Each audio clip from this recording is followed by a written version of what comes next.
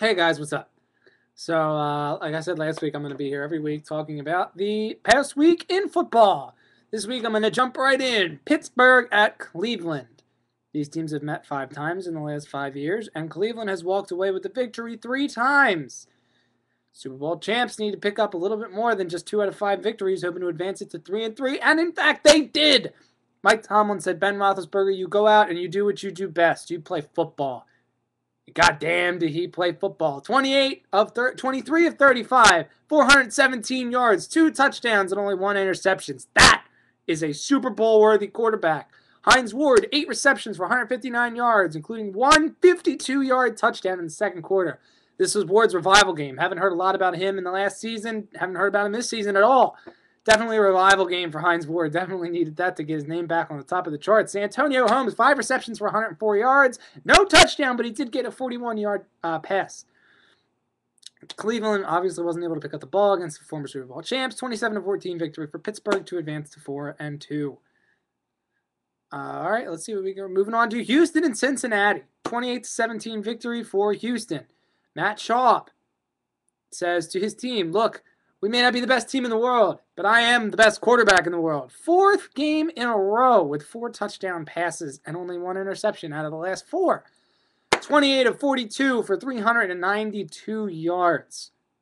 Try doing that with only 1 person that can catch the ball. Andre Johnson, 8 receptions for 135 yards. No touchdowns, but a 59-yard pass in the third quarter. Steve Slayton, much more dominant in the pass game than he was in his rush game. 6 receptions for 102 yards and 1 touchdown off of a 38-yard pass. Only 19 carries for only 43 yards. Steve Slayton not having a big game in the rush game this week. Carson Palmer did everything he could with his Bengals. We've slowly seen these Bengals rise this team. It's like a pouncing tiger. They just come out of nowhere and beat the Super Bowl champs. Carson Palmer, 23 of 35 for 259 yards, 1 touchdown and 1 interception. Not the best stats in the world. Who does he have to throw to?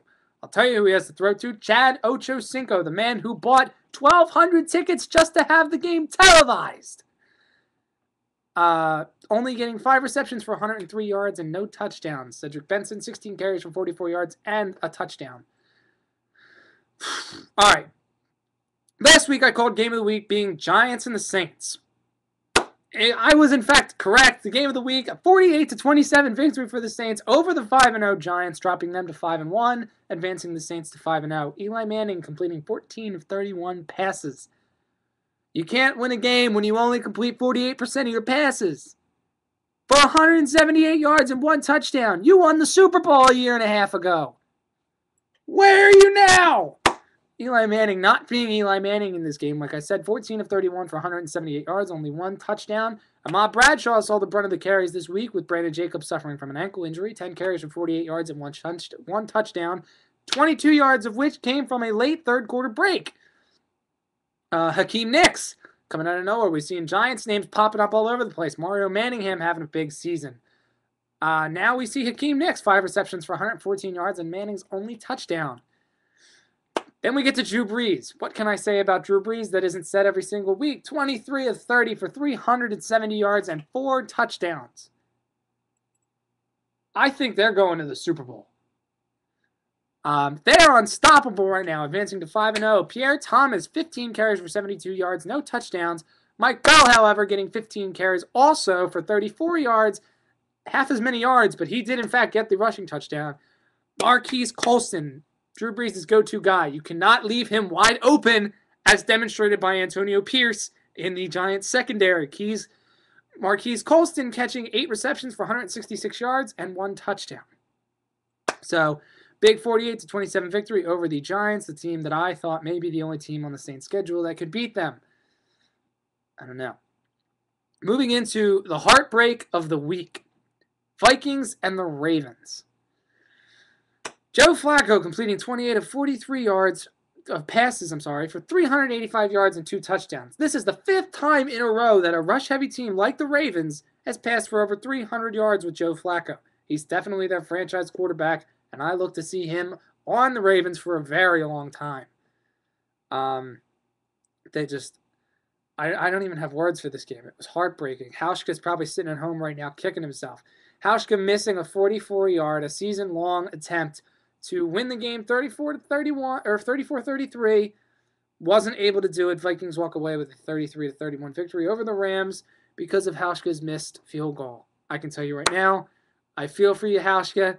You got to get back in the game, and you got to go out next week, and you got to get that fourth win. The fourth win has eluded the Ravens now 3 times in a row. Started out the season 3-0. Now they've dropped to 3-3. If they want to be the team that Baltimore fans said they were going to be at the beginning of the season, then they have to start winning more. And I can't put the game on Joe Flacco because he did complete 28 of 43 for 385 yards, 2 touchdowns. That is an excellent stat. Any quarterback that can pass for almost 400 pass yards is good, but I got to say that the offense is heavily relying on Joe Flacco this season. Willis McGahee, he hasn't been able to do anything. They lost LaRon McClain to the run game. Now he's on special teams. Pick up Ray Rice, though, for 10 receptions for 117 yards. Also 10 carries on the ball for 77 yards and 2 touchdowns. So that was the midst of the Ravens offense. The Vikings offense, well, let me tell you, Brett Favre was just Brett Favre. There's nothing else you can say. Brett Favre, 21 of 29, 280 pass yards, including 3 touchdowns. Definitely Brett Favre. Haven't seen the big pass game that we see out of Brett Favre, dropping those 80-yard passes downfield. He showed he doesn't need to do that anymore. Adrian Peterson, 22 carries for 143 yards. The entire stadium took a breath when Ray Lewis tackled Adrian Peterson behind the line of scrimmage and rolled his ankle, and he sat out for 5 plays. The entire stadium had to catch its breath. And also, Sidney Rice being the go-to guy out of the draft, 6 receptions for 176 yards. Definitely Favre's go-to guy in that game. I don't remember the last time I saw a rookie wide receiver catch stuff like that. Oh, wait, it was last week when Donovan McNabb threw to Jeremy Maclin for 8 receptions, 142 yards, and 2 touchdowns. Speaking of the Eagles, I called the Eagles to trash the Raiders this week, heading into their 3 division games that they have next. This week they will play the struggling Washington Redskins, who can't figure out. Jim Zorn, obviously, is not going to be calling plays anymore.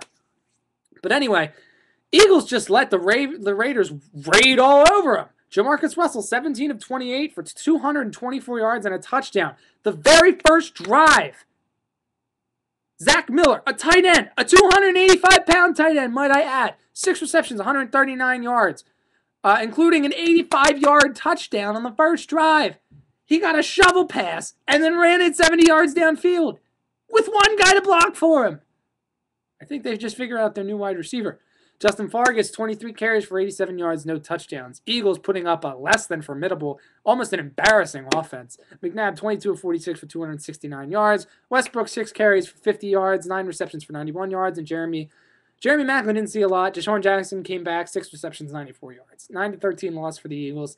I don't know what to expect going into Redskins. I'd say they win, but they'll probably lose then. All right, game of the week. Tom Brady ties the single-game touchdown record at 6. 59-0 victory over the Houston Oilers. Tom Brady, 29 of 34 for 380 yards and 6 touchdowns. Lawrence Maroney picking up 16 carries for 123 yards and 1 touchdown. Wes Welker, player of the game, 10 receptions for 150 yards, including 2 touchdowns. Randy Moss also picking up 8 receptions for 129 yards and 3 touchdowns. Vince Young didn't complete a pass. Kerry Collins was 1 of 12 for negative 7.5 yards. Chris Johnson, 17 carries for 128 yards, no touchdowns. And I don't even want to talk about Nate Washington, 1 reception for negative 22 yards. I don't even want to talk about that play. I have no words. So next week, I'm going to pick the game of the week. This week, definitely the upset was, in fact, Saints beating the Giants. I have no idea if there's anybody left that can stop the Giants now. Looking at next week, I'm probably going to pick the game of the week. Has to be Minnesota Vikings and the Pittsburgh Steelers. Brett Favre will take on the Super Bowl champs. We're going to see if the Vikings do have what it takes to win the Super Bowl. Also, I think I'm going to be liking the Atlanta Falcons and the Dallas Cowboys. Dallas Cowboys coming off of a bye week. Definitely looking to pick up the Atlanta Falcons, who are on a roll now. 2 games in a row over Jay Cutler and the Bears yesterday. Or not yesterday, I'm sorry, on Monday Night Football. Monday Night Football, picking up a huge victory. Don't listen to me. I don't know, I'm getting my games mixed up. Atlanta played Denver on Monday. No, Atlanta played the Bears and they beat them.